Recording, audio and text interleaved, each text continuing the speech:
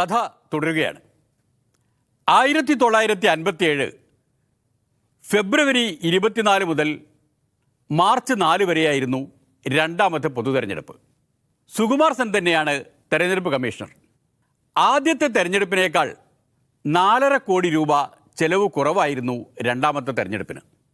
35 ലക്ഷം ballot പെട്ടികൾ election commission കേടുകൂടാതെ സൂക്ഷിച്ചിരുന്നു.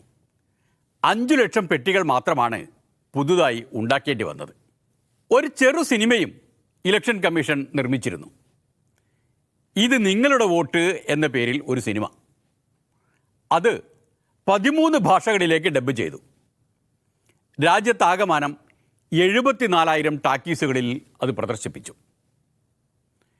കാണികളിലേറെയും സ്ത്രീകളായിരുന്നു. രാജ്യത്തെ പ്രായപൂർത്തിയായ സ്ത്രീകളിൽ ഏതാണ്ട് 94% പേരും വോട്ടർ പട്ടികയിൽ സ്ഥാനം പിടിച്ചിരുന്നു. ഇപ്പോഴവർക്ക് ഒരു നേതാവും ഉദിച്ചു കഴിഞ്ഞു. ഇന്ദിര, നെഹ്റുവിൻ്റെ ഇന്ദു.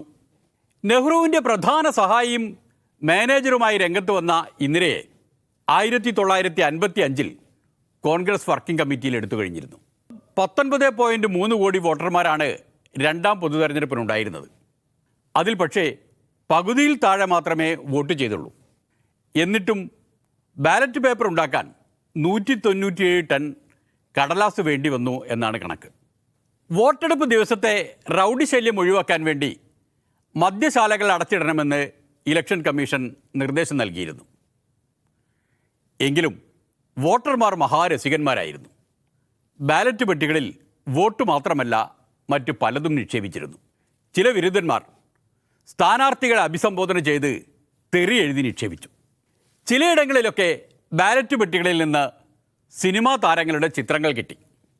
ചിലയിടങ്ങളിലെങ്കിലും തെരഞ്ഞെടുപ്പിൻ്റെ ചെലവിലേക്കായിരിക്കാം ചെറിയ ചെറിയ സംഖ്യകൾ നിക്ഷേപിച്ചതായി കണ്ടു.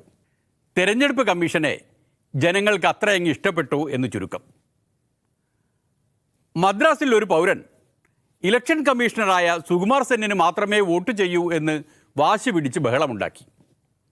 അങ്ങനെ എന്തെന്തു കഥകൾ.